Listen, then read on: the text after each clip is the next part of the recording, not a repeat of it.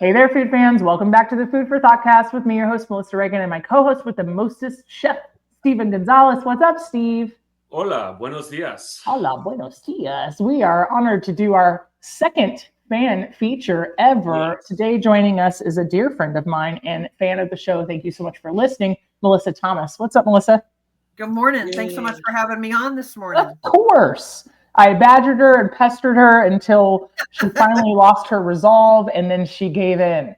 So, Because I hate talking to people. she absolutely hates it. I hate conversation. I hate talking to people. Melissa has a Substack that we'll let her plug later, and I think she's making the podcast rounds as of late. So congratulations. Thank you very much. Yes. That's why what are we talking about? Because I talk about different things. 100%. So yes. 100%. But first, Steven, what was the most amazing thing you ate this week? Well, I don't know if this would, it counts, but there's a little story behind it. So at work yesterday, we had a chili contest. Now, initially, I was under the impression I was going to be a judge and I wasn't allowed to compete. Not a problem, given my background. So I made a pot of chili for everyone to taste because I want everyone to try a bunch of different types. Now, you would think like a building with 600 people, how many entries do you think would probably take place when we've been promoting it for a month? Let me ask. 40, maybe. Okay, Melissa, what do you think? I'm gonna say maybe 15. I'm thinking that number's a little lower. So yeah, again, I thought maybe there was going to be a lot of entries for my Wow. So I made my Texas chili. I put my cornbread on top, and it's almost like it was not fair because I ended up winning. I got the most votes. But, I'll take that. But my chili was out of this world. The other three participants made some killer chili. There was one that had like a lot of like New Mexico chilies, things like that. There was one that was just like a campfire chili, like hearty and delicious. And then there was another one that had like a lot of, it was very tomato based in the crock pot. And you know what? It was very delicious too. So I'll say the most amazing thing, chili. 4 types of chili. That sounds incredible. Yeah, I was lucky. What about you? I love that. I finally found, I'm going to keep my fingers crossed. I'm not going to name this restaurant until I go work my way through the menu and make sure that everything is really good. But I finally found something decent here, I think, with both good service and good food that serves it after 8 o'clock at night. It's an Irish pub of all things. I had fish and chips and they were phenomenal. Really good beer batter, fish and chips, really nice French fries, and really great coleslaw. And I was like, yes, please sign me up. Please sign me up for more. And I since then returned to the same place and had a short rib French dip with tater tots. And it was fantastic. So I'm holding out hope. And if I go try like 5 more things, then I'll name it. I'll say their name. When you do fish and chips, do you do the malt vinegar too and all that? Yes. Yeah. I do. They had a northern fish and chips, which was beer batter cod, and they had southern fish and chips, which was catfish. They're like playing to their audience, and I was like, I like it. It's very clever. I like it. I'm not eating catfish, but I liked the idea. So, what about you, Melissa? Well, let's see. I'm in a phase of life where I don't cook very often, but this week I had made myself a brunch, and it's one of my favorites, which is just diced peppers. So I buy our local grocery store has a section where all the vegetables are already cut up for you. You just buy them already done, and that's one of my favorite things. So I buy the mixed pepper. So it's red, yellow, and green peppers. And sometimes I get the ones with the onions in it, but this time I didn't. But anyway, dice them all up. I don't know the appropriate term, but I guess sear them. Like I put some olive oil in a pan. Yeah, saute, but on really high heat, so it's really fast. But where they get like just brown but not black. So there's a timing element involved in that. And then throw 2 eggs in there and scramble it all up with some sausage, and then put it in a burrito.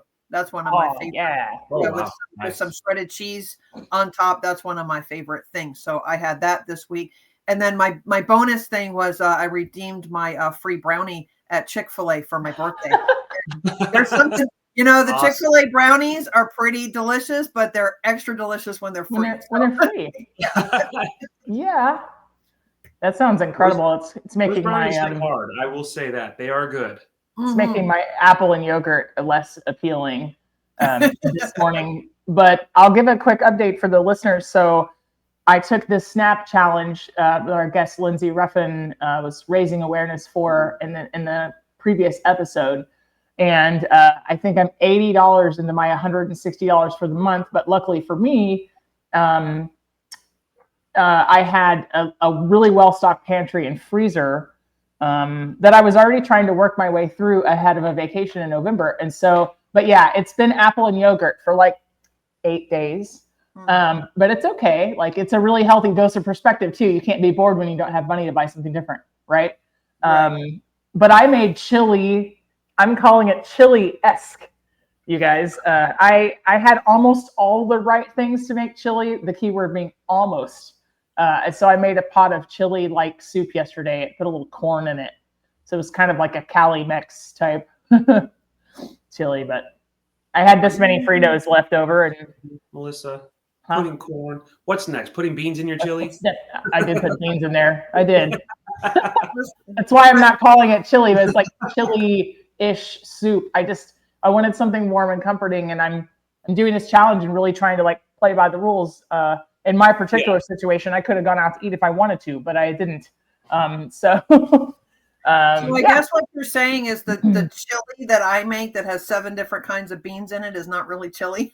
No, it is. I just like to heckle That's Texas chili, but that's one of our running jokes, along with pineapple on pizza. Those are the two. Yeah. Oh yeah.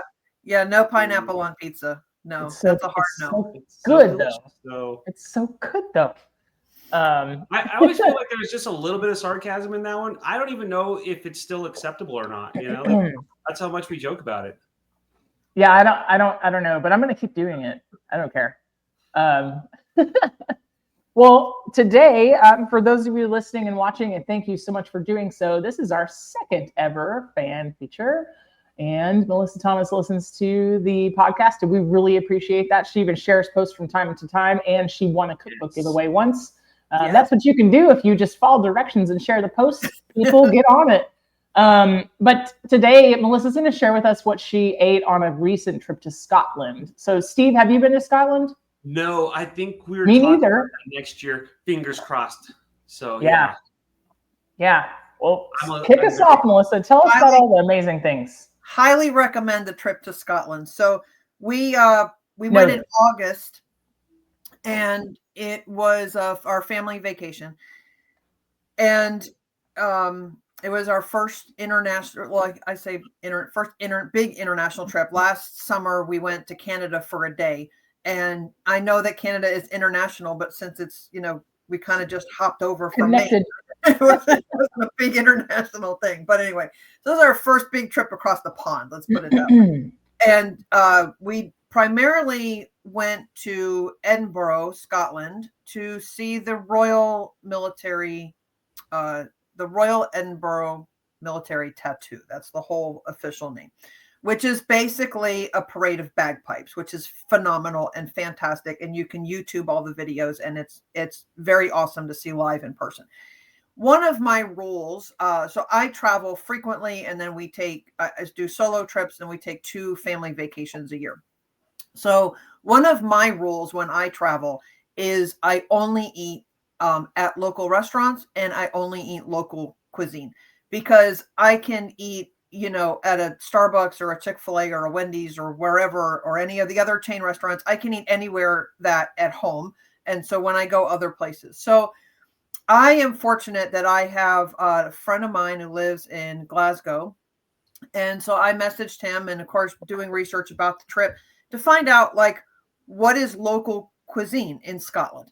So the 3 main things are Cullen skink, haggis, and then there's a dessert called sticky toffee pudding. So I was like, okay, well, the dessert is definitely a thing. You had me at toffee. Yeah, toffee pudding. How bad can that be? And then but I will say that I was very hesitant about, number one, trying haggis, because I made the mistake of looking up what it was. And then the other thing was Cullen skink, just because where we live, a skink is a lizard. So I was kind of like, I'm not sure if it's like a lizard soup or whatever it is. So, but I was determined to try it anyway.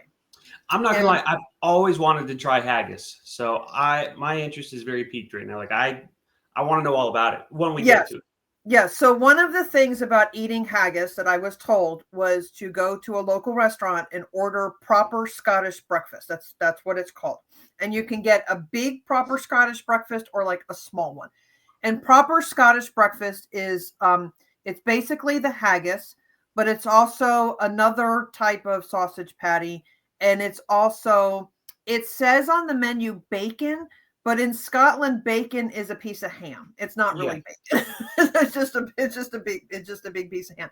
And baked beans, which you know, I've never had baked beans for breakfast before. I liked baked beans, but having it as part of a breakfast is something new. So they bring everything out on this platter. I will tell you that haggis is delicious. There is nothing like, even though I looked up how it was made and all that kind of stuff, it's like so it's sausage, but it's mixed with different grains basically. And so it's got like I would describe it like if you mixed oatmeal and grains and sausage all together. That's what haggis is. And it's really, really good. I had it. I actually ended up having it twice while I was over there. Whoa. I know. So I was like, hey, this proper Scottish breakfast thing is pretty good, you know. So and then I also had what they call haggis bonbons, which is deep fried haggis. What? 2 thumbs up. Haggis tots. Right. Sounds amazing. Served with whiskey mustard, which is whole grain, what I call deli mustard. So it's that grainy mustard mixed, and they mix whiskey in it. Now, I was just as an aside from whiskey, I'm not a big drinker, but we went to a whiskey tasting. And then we had whiskey again at one of our dinners at a restaurant. I do not like whiskey. I was 0 for 2. However, you could have brought it back for me. I would have. The whiskey mixed with the mustard, and you dip the fried haggis bonbon in it. Absolutely delicious.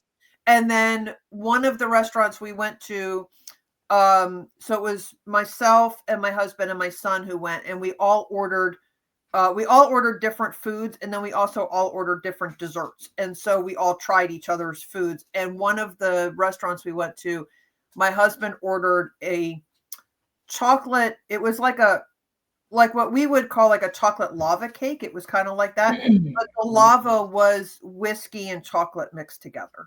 Again, sign me up. Wow. So, you know, like not a big fan of whiskey by itself, but if you mix it with chocolate or mustard, I'm all over it. It was fantastic. But just not chocolate and mustard. Right. Yeah. Let's not. Yeah. That's a little crazy. Yeah. So let's see. I'm looking at. I have a whole list of things that I want to make sure to talk about. So, so when we, just in case no one has ever done a across the pond trip, we flew on American Airlines, and I will say 2 thumbs up for the food. I mean, I was I made sure that we each brought snacks with us to eat on the airplane, and we ate before we got on the airplane just in case the food was bad, but the food was really good. And I don't want to say they fed us constantly, but I mean, literally they fed us constantly. Like, I mean, every time, you know, I was trying to take a nap or watching TV or whatever, they were always rolling the carts up and down the aisle. So it's been like 20 years since I flew across the pond, so to speak. And I think that it wasn't quite a red eye. No, it was kind of a red eye. I think that somewhere around 2:00 in the morning, we got like I can only describe it as a nacho tray with like a plastic film wrap, the cling wrap on top, you know, and it came from their little like that heated cart or whatever. Right. And at 19, obviously, I thought this was like I was just living the dream. Right. But I'm pretty sure it was just like chicken, potatoes, and gravy. But I was broke college student, and at the time I thought that was the most incredible thing I'd ever had on an airplane, because all I'd ever had before that was peanuts. Right, So, right. Yeah. but yeah, I understand it's come a long way. Yes, They it was stepped up their very game. good. What's that, Steve? They've definitely stepped up their game. Yes, you know? for sure. I And know so when you're flying domestically, you have to pay for stuff a la carte, and the little charcuterie board that you can buy for like $11 is not terrible. oh, It's well, usually that's good to know. it's usually what I end up with. So Yeah, no, that's good to know. So we had pasta. So of course you get a choice of pasta or chicken. So I chose the pasta. It was just pasta with red sauce. I mean, it wasn't anything to kind of write home about, but it wasn't awful. I mean, the pasta was well cooked and the red sauce was fine and whatever. And then for the breakfast, we just got a yogurt and a fig bar and some granola. So it was just kind of light, light breakfast, but it was like, again, it was airplane food. One travel tip that I'll share, because I learned this on the flight home. When you buy your airplane ticket, according to the lady who was sitting next to me, because strangers are just friends I haven't met yet. So sitting next to me on the airplane, she told me she and her husband were both lactose intolerant and gluten free, so they had to special order their meals.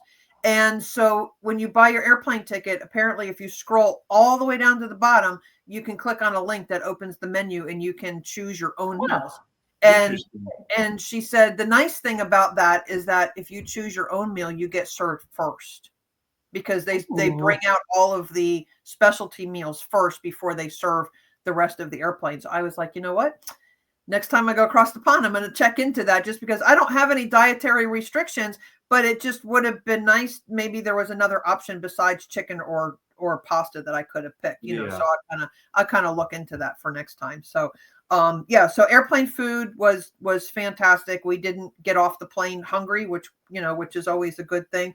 One of the I'm just looking at my list here. Oh, one of the things that I had, which I don't know why I don't eat this at home, because it's delicious.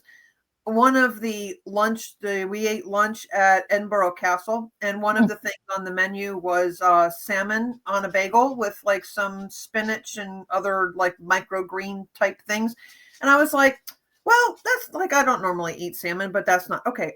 Delicious. Like, I don't know why I don't eat it here at home. Was it smoked salmon? It was smoked salmon. Yeah. Yeah. I love smoked salmon. It was really, really good. Highly recommend it. Did it also have cream cheese? I don't remember. I'd have to go back and look at the picture of it. I have to. Yeah, I'm gonna say probably, but I'm not sure. But it had it on an everything bagel, and it was really good. One of our favorite food things that we did was a visit to the Chocolatarium.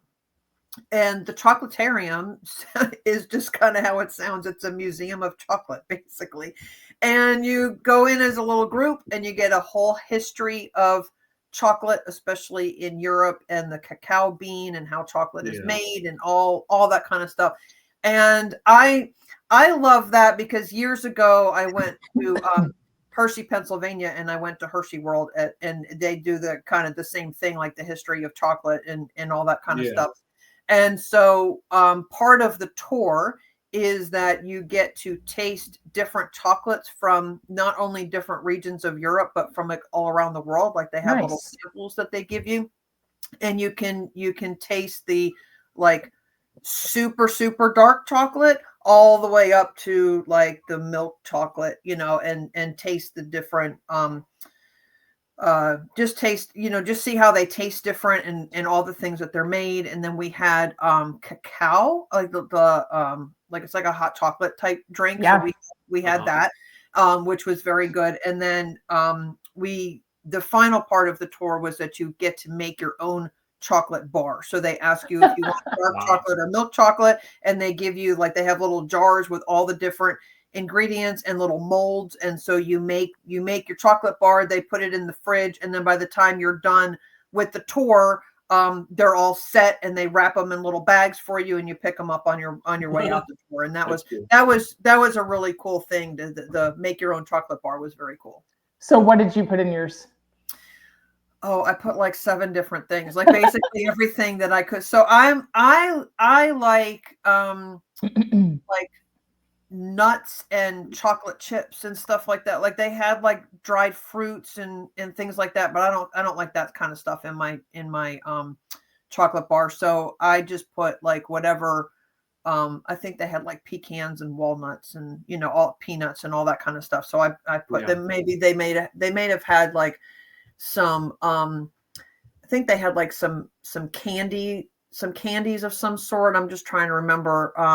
I'll have to look at the picture and see because they have a thing on the card where you can write down what you're putting in the chocolate. So yeah, but I put a lot of different things. I probably would have put a tiny bit of every single thing they had. Mm-hmm. So what about you, Steve? Pretty cool. Yeah, I don't know what to. Oh, you broke up, Steve. Say it one more time. I probably would have put chocolate in my chocolate. I'm a big texture person, so like I don't find myself eating a plain chocolate or like plain ice cream very often. Like it has to have like crunchies and sauce and like little things in it. I don't know. It's not really no shade to anybody who likes just like vanilla or chocolate. I just need like texture. I'm a texture fiend. Yeah, I gotcha. Yeah. It has to be like a crushed little pretzel or nuts or something like that.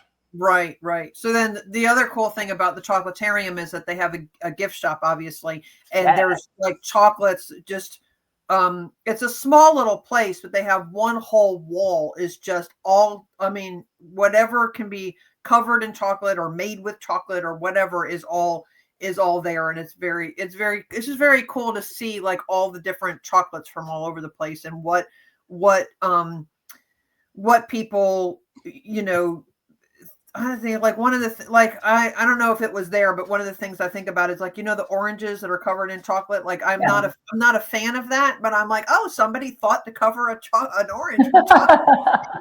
So that was very interesting to do that. So it looks like here they have the tour that you took. They have a truffle making experience, and then they have a chocolate and whiskey tasting, and they have a chocolate and wine tasting. Yeah, so we just did the basic tour. I think I would have to make a day out of it almost. Yeah, dude, that sounds incredible. Yeah. But you also have me thinking about how I'm going to make chocolate lava cake with whiskey in it. Yeah. The icing had the whiskey in it. I don't even need that in my life, but like I want to make. Yeah, it was very good. It was very good. So yeah, and then I had there's a gelato place, so of course I had to have some gelato, and I'm just trying. Oh, so I talked about the haggis. I wanted to go back and talk about the Cullen skink. So Cullen skink is basically potato soup. That's basically what it is, and it's got I think it has fish in it too, because it was, if I remember it correctly, it was created in Cullen, and I don't remember exactly why it's called skink, but it's meant to be a hearty soup, and that's exactly what it is. And I don't know how it's made, but it was really, really good. But it's basically a potato soup. So don't let the name Cullen skink like scare you like it did. Like I was kind of like, I'm gonna try this. When we went to the restaurant, I was like, I would like the smallest bowl of Cullen skink that you have, because I just literally want to try it and see if it's good. And I wish I had gotten the bigger bowl, because it really was very tasty. It was very tasty. Yeah. So everything that we ate was absolutely delicious. I mean, there wasn't anything that we chose off the menu that we were like, we're never eating that again. And even so, my son tended to eat more of the like American type food. He was like, I'm not trying any of that Scottish food. I'm like, whatever, like it's you can eat what you want. My husband had fish and chips at one of the restaurants, which he said was very good, and all the other things that he had. But I stayed more alongside of making sure that I ate very traditional Scottish food. So that's where we got into eating the Cullen skink and the haggis and like the sticky toffee pudding. And yeah, Yeah. it was all delicious. You both know that's the only way that I like to travel is like I want to taste what the locals are eating. I don't want to eat the the tourist food, you know? Right. And we ate in local restaurants too. So the apartment that we stayed in had a concierge. And so I had done some research ahead of time, but also when I got there, I called them and was like, we need lunch and dinner places. Like, where do you recommend that we eat? And then, we just kind of looked them up to make sure that they were like original, not original, but they were like not chain restaurants. And like local taverns and stuff like that. So one of the local taverns we ate at was called Tollbooth, and it's the I think it dates back to like the 17 or 1800s, but It was the original toll booth for the city of Edinburgh. And then it's been a couple different things over the years, but it was just kind of cool to, walking into a place that is, 200 years old is kind of a cool thing. It's got a really cool history to it. And the the wait staff, everybody was very kind, and just in general, everyone that I spoke to that were native of the area were all very kind. And, of course, as soon as I open my mouth, they know I'm American. And so I'm asking questions, whatnot. And so because there's not, even though the obviously they speak English there, but it's the vocabulary is the only thing that's different. So sometimes I have to use context clues to figure out what a word means that they say that I didn't quite understand. But generally speaking, the only thing was that, and I think it's just because of the accent, I felt like they all spoke super fast. And so 90% of the time I didn't understand what they said the first time they said it. And so I would say, I'm sorry, please say that again. And what I thought was pretty amazing was that every single person would repeat what they said, but they would say it slower, but in a kind way, not in a sarcastic way, like not in a American didn't understand what I said, that kind of thing. Like they really kind of take time to speak a little slower, because there are the way they accentuate certain words, and then, like I said, also the vocabulary is you have to think really hard sometimes, having conversation. So I love that was your experience. I think sometimes people are intimidated to go to a place they've never been to. And, if you're going to England, if you're going to Ireland, if you're going to Scotland, it might seem that like it's not way, far off from American living, as it were, because there's so much like globalization. But I think that people have a similar hesitation if they're going somewhere that's completely different, right? If you're going to South America, maybe even somewhere in the Caribbean, or you're going to somewhere in Africa or Asia. And I just think it's just really important to keep an open mind and just try to immerse yourself. And unless it's one of the countries we're currently doing dirty, you're not going to run into a lot of generally, like, human beings are good, right. Yeah. And I mean, that's my mindset when I travel, because like I mentioned earlier, I do a lot of solo travel, and I've solo traveled for years. And one of the things, so New York City is one of my favorite places to go, and I try to go there twice a year. And every time I go, people always say to me, "Oh my gosh, New York City is not safe." I'm like, really? Because I just got back from 8 days there, and I was totally fine by myself, or they'll say the people in New York City are so mean. I'm like, no. When I was there in September, I learned the subway, and every time I was trying to figure out which subway car to get on, I asked, who I thought was a local person. I've gotten pretty good over the years of trying to pick out from a crowd, like a local, versus a tourist.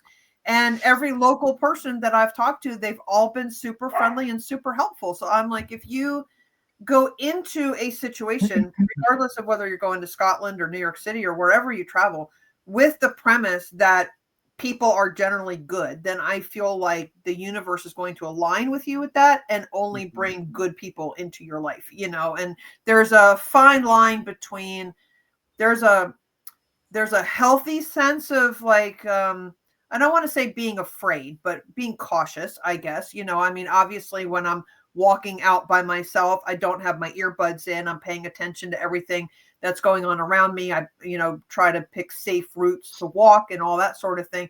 But there's also, there's a healthy level of that, but it's more so tempered with the everybody is good and, like nobody's out to try to get me or, whatever the case may be. Right. And and our trip to Scotland was a great example of that. I mean, everything from arriving to the airport all the way through, all the stuff that we did and walking around and all that. Now we went, Steve, you mentioned that's on your list.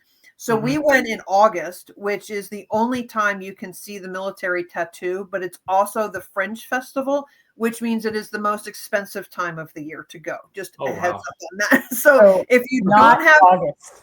if you don't have an interest in the Fringe stuff, in the Fringe Festival or going to the tattoo, do not go in August because it is the most expensive time to go. And luckily for me, I had a friend of mine who was raised in Edinburgh, and she had told me that, like, she had always talked about the tattoo, but then she also says, but if you go, you just need to know that it is the most expensive time and everything is more expensive. I mean, we got a great deal on the flight over there, but the like our apartment was expensive. All the food is more expensive. I mean, just everything across the board. So I would not recommend you go in August unless you want to go for the Fringe Festival or the tattoo. You go any other time during the year. Noted. Steve's noting it. Noted. I'm putting that on my phone right now. So What was the Steve, weather like while you were over there?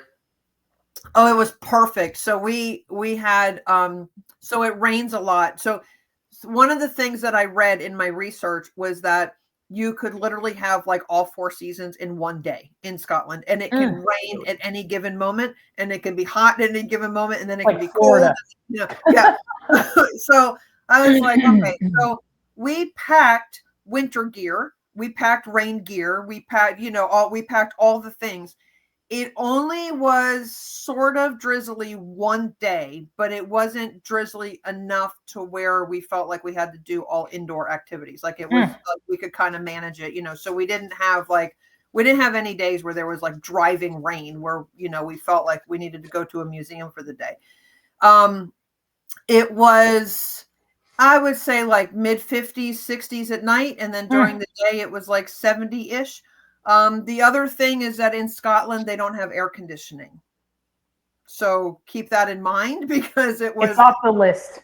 Yeah, because No like more. I'm a huge fan of air conditioning, and the time of the year that we went, at nighttime it was fine because we could open the windows and let the cool air in. Yeah. But unless so we stayed in an apartment that was a converted apartment, and so because it was an old building, there were no screens on the windows. And Nice. I thought that was a little odd because I'm used to opening the windows and having screens, but apparently that's not. But it's not like we had like bugs and birds flying in the window all the time. It was just an odd thing that there were no screens on the windows. So we, but once you open the windows with the cross breezes, it cooled everything down fine. So most of the time I wore, like I have travel, I don't know what they're called. They're pants, but they're not jeans, but they're not sweatpants. They're like an in-between type of thing. That's So cargo pants or something. yeah, so I have those kinds of pants, and then I just layered. Like I wore a t-shirt. I had a t-shirt and a sweatshirt and a light raincoat. And then if I was cold, I put the layers on. If I got hot, I just wore my t-shirt, and it was totally fine. Yeah, totally fine. Nice. I love that. Stephen, did you know Cullen skink, according to the old internet, is usually made with smoked haddock and potatoes and onions and a heavy cream? Like, Yeah, so good. Please count me in for Yes.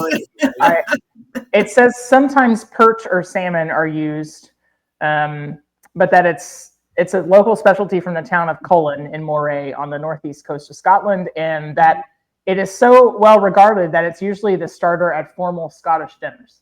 Wow. Okay, I didn't know that, but yeah, I just knew that it's a very popular dish there. So it says, quote, it's smokier and more assertive than American chowder and heartier than classical French bisque. And in 2012, The Guardian said that this milky fish soup has surely replaced haggis and porridge as Scotland's signature dish. So it's a big deal. You didn't even know how big of a deal it was. I didn't even know it was a big deal. I just knew it was on the menu. Yes. So it was. Colon, it was I wasn't like typed, several things into Google not knowing how to spell it because I'd never heard of it. And I was like, oh, colon. It's like the Twilight last name, colon. C-U-L-L-E. right. Yeah. Yes. Cullen skink. Yes. So, and I would say a chowder is a good way to explain it. Chowder as we know it. And then definitely, yes, the smokiness of the fish that they used. I'm going to say they probably used, what was the first fish was haddock. That was probably what was in it. But the smokiness definitely came through in eating, and they serve it with a little side of like whole grain bread. And it was just really good. Good stuff. So good stuff. It sounds so good. Yes. Go ahead, Steve. I was going to say, so did you drive everywhere? Did you have someone drive you? I mean, because I know they drive on the other side of the lane. Oh, yeah. We decided that it was probably best for the people of Edinburgh that we were not driving. And so we opted not to drive. So that's something that, that's something that I have learned in my travels is that I would rather stay in a central location and walk or take public transportation everywhere than have to worry about driving and parking and all that kind of stuff. And yes, the fact that they drive on the other side of the road there, I found it very disoriented. Like there were times where we were walking where I had to look away from the traffic because it was totally like messing with my orientation and everything, because it's really weird to look up and see what we would think as the passenger, who is actually the passenger in the car is sitting in what we think is the driver's seat, and they're like head down in their cell phone. And I would be like, oh my gosh. And I'm like, oh no, that's right. They're the passenger because they're in the wrong. So it just is. I found it very disoriented. So we took public transportation everywhere. So what I did was using the concierge at the hotel as a source of information, I hired a car service to pick us up from the airport when we arrived, because our flight there was an overnight flight. We were arriving at 7:30 in the morning. I wasn't sure how, not oriented, but how awake I would be to try to figure out transportation at 7:30 in the morning in a foreign country after flying overnight. So I was like, you know what, the easier thing to do, even though it costs a little bit extra money, is just have somebody waiting for us at the airport when we get there. So that was fine. Makes sense. And so we did that. And then on the way home, we used Uber because by then I had been there for a week and we had figured out, the transportation options and whatnot. So we did Uber on the way back, which was fine, but we walked everywhere. I mean, we did probably 20,000 steps a day. Because where we were staying, and we were mostly, all of the things that we were doing were in Edinburgh proper. And so we could just walk everywhere. And then when we went to Leith, we went to the Royal Yacht Britannia, which I highly recommend. We took the double-decker bus because we could have walked, but we were like, but the double-decker bus sounds much more fun. And everything is easy, right? You literally just put Apple Pay on your phone, and when you get on the bus, you tap your phone and it buys the ticket, and then you get on the bus. And we told the driver, like, this is the stop that we need to get off, just to make sure we were getting off at the right stop. But yeah, because it's we don't have double-decker buses here, so it's kind of a cool thing to sit on top of the double-decker bus. The views are great, and you can kind of just see, have it. For us, it was to have a chance to sit and not have to walk so much. But it was very cool. Yeah. So walking, and then when I went to Glasgow, I took the train from Edinburgh to Glasgow, and that was also a very simple thing. Like, I would just walk up to the window and tell them I need a round trip ticket. And the round trip ticket, even though they give you, I learned this after the fact, even though they give you a time. Like, your ticket is time stamped. So let's say I wanted the 9:00 train to Glasgow and the 3:00 train coming home. I could have taken the 10:00 train or the whatever. Like they're just concerned that you have a ticket, not really exactly what time you got on the train. So you have options. You have a little bit of options. Yeah. That's So interesting.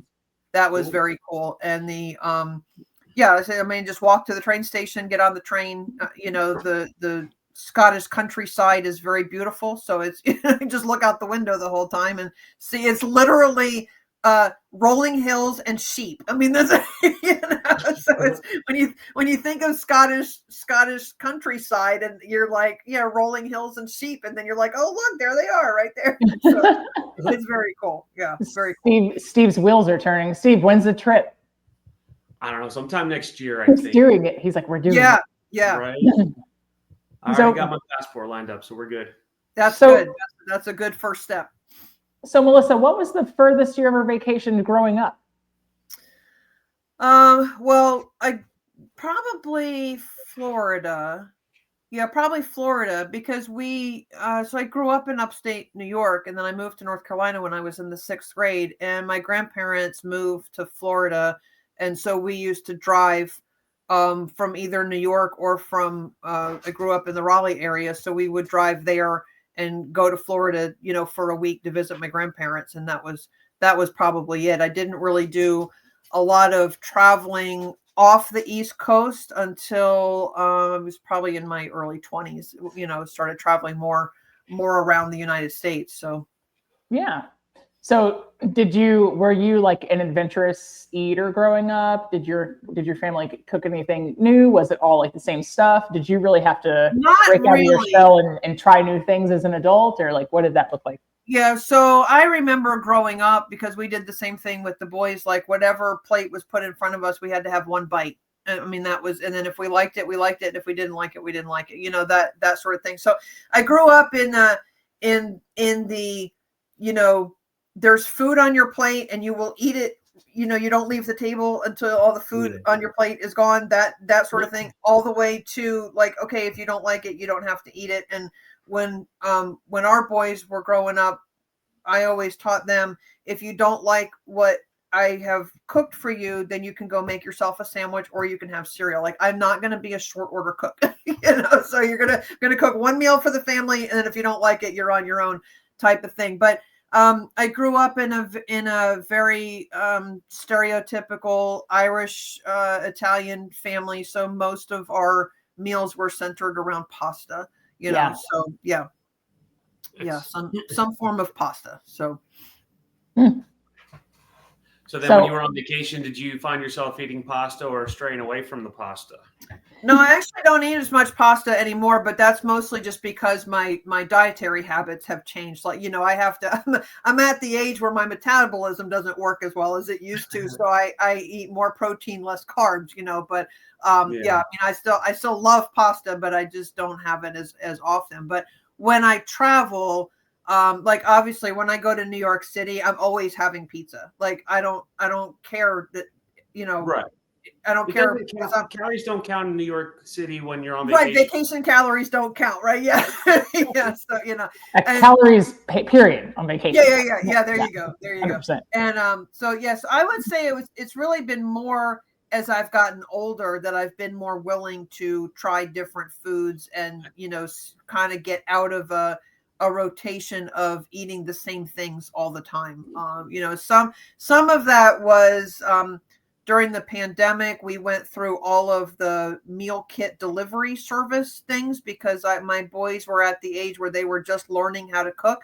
And that was an easy way for me to sort of teach them by literally handing them the recipe card and say, follow these directions like that. It was just, and I'll be here to answer questions, but, because there were things like if they were making a pasta dish and they had to dice up vegetables for like a salad or whatever, it doesn't say in the directions, you can dice the vegetables while you're waiting for the water to boil. So like one of my sons was like standing at the stove waiting for the water to boil. And I was like, well, what else do you have to do? And he was like, well, I'm waiting for the water to boil because that's the direction. I was like, right. But to expedite the preparation of the meal, you can do multiple things. You just can't leave the stove. Like there's a counter right next to the stove for a reason, and that's where you cook your vegetable. So little things like that. That's not in the written directions. And so what I did with that was a lot of the meal kit delivery services, you can go in and pick your meals, or you can just leave the subscription open and they just send you whatever happens to be, on their menu for the week. So we did a lot of that and just introduced us to a lot of different cuisines and a lot of different things to eat. And that was a real simple way to do it, because you literally get in the box enough for one meal. Yeah, that was my dog. she's chiming in. I was like, either that was your dog or it was my stomach. But yeah, no, that was the dog. That was the dog. And so just as I've gotten older and and traveled more, and really just, I don't remember when I made the rule of when I travel I eat local cuisine, but doing that sort of thing has really opened my eyes to a lot of different things. And most of the things I end up liking them. So yeah. So then when you're at a new restaurant, a local restaurant, do you try to find like the most interesting thing or something that would kind of align with what you normally eat? Yeah. Do you stick to the familiar thing, or do you like go try to find the craziest thing if you're trying a new spot? I would say probably try a mixture of both. So I find myself ordering appetizers. So a lot of time, instead of like a full meal. So a lot of times I'll do like an appetizer that I'm 95% sure I'm going to like, and an appetizer that I'm 95% sure that I probably won't like, but I'm going to try it anyway. And that way, at least that way, if I try something I don't like it, I have something that I know I'm going to like and I'm going to eat, because I hate wasting food. I just absolutely hate it. And so I try not to go like too crazy, because if I don't like it, I know it's going to go in the trash, and that bothers me, that it's just going to go in the trash. So one of the things that I've realized, though, especially traveling to New York, the portion sizes are absolutely huge. And so for me, even if I order off the appetizer menu, I could get 2 meals out of it. But a lot of the times when so I usually, in order to save money, I usually will eat breakfast at the hotel and I'll eat dinner at the hotel, or I'll stop by the grocery store and get like pre-made wraps or whatever that I can keep in the refrigerator at the hotel, and I eat lunch out somewhere. Well, if I'm eating lunch out somewhere, I'm usually eating lunch and then going to a Broadway show, or eating lunch and going to a museum. So I can't really take the leftovers with me. And that's always kind of bothered me, because I'm like, well, if I do eat all of this, I'm going to feel awful because I've eaten too much food in one sitting. But if I don't eat it all, then it's going to go in the trash, and that bothers me. The trash. So one of the things that I read, and I'll do it on the next trip, because now that I know better, I'll do better. One of the suggestions that was made, there is a very large homeless population in New York City. And one of the suggestions that was made on this Facebook page that I'm in for traveling to New York City was, when the food arrives, you automatically portion off what you're going to eat. And then the rest of it, when the wait staff comes back, you ask them to put it in a to-go box. And on your way out the restaurant, you just hand it off to a homeless person. And the person that was talking about this was like, I did this the whole week that I was there. And every single person that I handed them this, to-go box of food was so thankful that they, that we did for them. And I was like, you know what, that's really a good idea, because then the food's not going to go to waste, and I don't feel so bad about, and then I'm not overeating also. So it's kind of a win-win. Yeah, it's a win-win situation for sure. So when we go traveling, we do the same thing, but we walk everywhere. So I try to fill up as much as I can without getting sick, and whatever's left over, it'll go to someone who needs it, Right. I love that. I'm at a different space in life. I would say probably 2 years ago, it was the goal to eat as much as I could, let it settle for a little while, and eat some more. Right. I can't do that now. Yeah. And so I find myself ordering smaller portions, but I also find myself ordering off the kids menu. these days. Oh, that's a because good the idea. portion's Yes. small and it costs less. But I know why, some business owners are like, no, like I think by law they can't tell you that you can't, even though you're an adult. But I try to make it worth their while. Like if I go to Texas Roadhouse and I order a kid's meal, I will add a side onto it so they can get a little bit more money, and then I'll order like a cocktail. So I know that they're getting like revenue. Right. Right. Yeah. But sometimes the Happy Meal is the perfect size. Right. Exactly. Exactly. So I don't know. I can still eat quite a bit, but yeah, you're right. It's about portion control, things like that. And, again, we burn it all off by walking everywhere. We just recently went to Philadelphia, and I mean, yeah, there were days where we had like 20,000 steps and things like that. So, oh yeah. Did you go to that market in Philadelphia, the food market? oh yeah, Yeah. that's always I've been there. always That's have a to go great there place. at least once. Yeah, we're gonna recap that next episode. That's Yeah. fantastic. We're I'm looking forward to that. recapping that and my trip to the North Carolina State Fair. No, lovely. Yeah. Did you eat fair food? Is that- all the fair food, and it was all the fair food. That's fair. fantastic. It was fair. That's awesome. Awesome. So, well, Melissa, we've had a blast talking to you. Why don't you Yes, plug? this is Why don't you super plug all your things? And I did a horrible introduction. Tell people who you are and what you do. That's okay. So I'm Melissa. I'm a travel writer and essayist.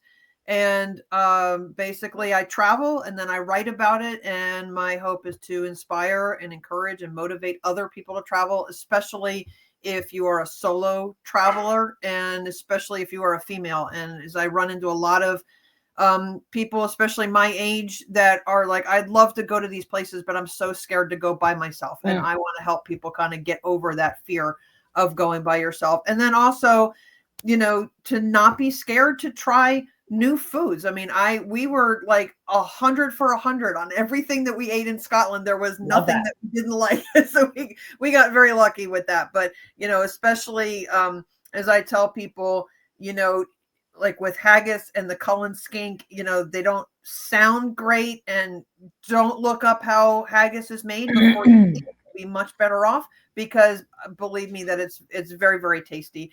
And then just to try things, like I'll take that back. Like the whiskey, we were 0 for 2. My husband and my son, the whiskeys that they had, they liked them, but I'm just not a big drinker, and so especially with liquor type things. So I didn't like the whiskey, but I tried it, and so at least I can say that I tried it and I didn't like it, instead of just saying no right off the bat. So my website is melissaspage.com. Awesome. I love it. I love it. There hasn't, I can't say that there hasn't been anything as rewarding, because I have like a wonderful family, a bunch of friends, and a really great career too. But I will say that I've had a lot of rewarding experiences traveling alone. Yes. So I totally get it. I love the idea that you're giving that confidence to people. That's an amazing mission. So, and you guys should follow her on Substack. She writes really great stuff. Oh, thanks. Yeah. Yeah.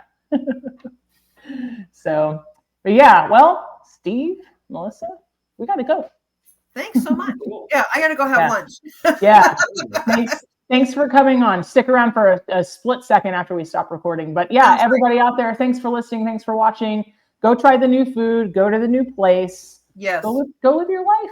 Go have the experience. And share that with us. And make sure you tune into the next Food for Thoughtcast. Bye. That's great. Bye. Bye.